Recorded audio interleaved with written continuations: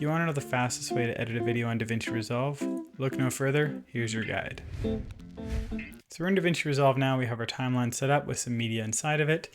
And what you're going to notice is a lot of what I share with you guys today are going to be different shortcuts. The first of which is going to be how to split clips. So say something really cool happened in my video right here, and I wanted to cut afterwards. So what we're going to do is we're going to come up to timeline and hit split clip.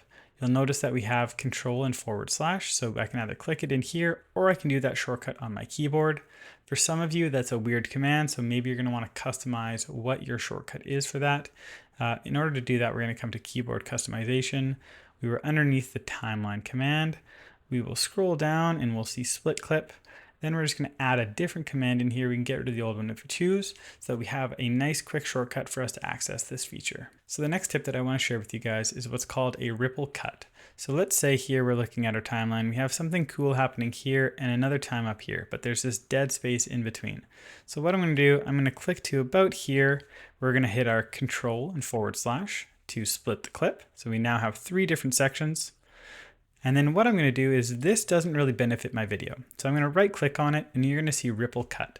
So once again, we have Control Shift and X as our shortcut. You can go into the keyboard customization and change this up for yourself. But when we click here, you're going to notice that that section that we didn't want, it's gone. But we do have the 2 parts with action. It's going to clip to it.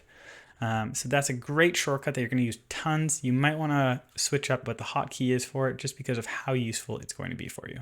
All right, so we've looked at a split clip and a ripple cut. The next thing that I want to show you guys is a speed change. So where we're going to find that is on the inspector. So we'll hit that here, it'll pop up and you'll see speed change. What I'm going to do is I'm going to highlight this little video that we are on here, and I'm going to clip on ripple timeline. This part is crucial because if you don't do ripple timeline, you're going to have to line up the video that you're editing and the next clip. So if we put ripple timeline, you're going to notice down at the bottom here, as I slide it forward, everything is going to push back together. And what this does is when we finish this little clip here, it should move smoothly into the next section. If we did not do ripple timeline, what would happen is we would have this sped up version. We'd see me shoot the dummy. And then when it goes to the next clip, so when it comes to this part here, we'd see it shoot the dummy again because it sped up that point in time and it didn't adjust for that speed change. So having the ripple timeline is going to be a massive difference maker for you when you are trying to speed up certain parts of your video. All right, so the last tip that I have for you guys to speed up your editing process on Divinci Resolve is going to be showing you how to remove gaps.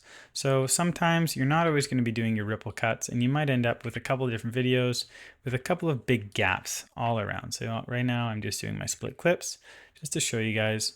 So if I delete all of these, I have 2 big gaps. And yes, I could slide these together, having them snap together with this feature here. But if I don't want to do that, right? If I have all these different videos that are separate, I can highlight them all together. I'm going to go up to edit, and then I'm going to find delete gaps. You're going to notice that it does not have a hotkey assigned right now, but this is one that I would definitely recommend putting a hotkey for yourself. So if I hit delete gaps, you'll notice in our timeline, everything joins together nice and smoothly. So these 4 things all together are going to be massively helpful in speeding up your editing time.